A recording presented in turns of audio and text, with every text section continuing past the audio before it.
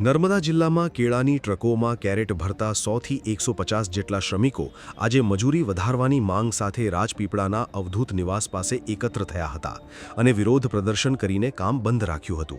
તેમનો આક્ષેપ છે કે બજારમાં કેળાના ભાવ સતત વધી રહ્યા છે અને ખેડૂતોને મણ કેળાના 350થી 400 રૂપિયા આપવામાં આવી રહ્યા છે, પરંતુ વર્ષોથી તેઓને એક કેરેટ કેળા ભરવાના માત્ર 9થી 10 રૂપિયા જ ચૂકવાય છે.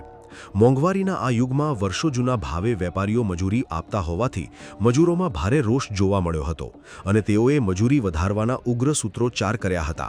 વિરોધને પગલે સ્થિતિ વણશે નહીં તે માટે નર્મદા પોલીસનો કાફલો પણ તાત્કાલિક ઘટના સ્થળે દોડી આવ્યો હતો. સાથે જ હડતાલ પર ઉતરેલા મજૂરો સાથે વાટાઘાટો કરવા માટે સ્થાનિક વેપારીઓ પણ સ્થળ પર પહોંચ્યા હતા. હવે જોવાનું એ રહેશે કે આ શ્રમિકોની માંગ પૂરી થાય છે કે કેમ.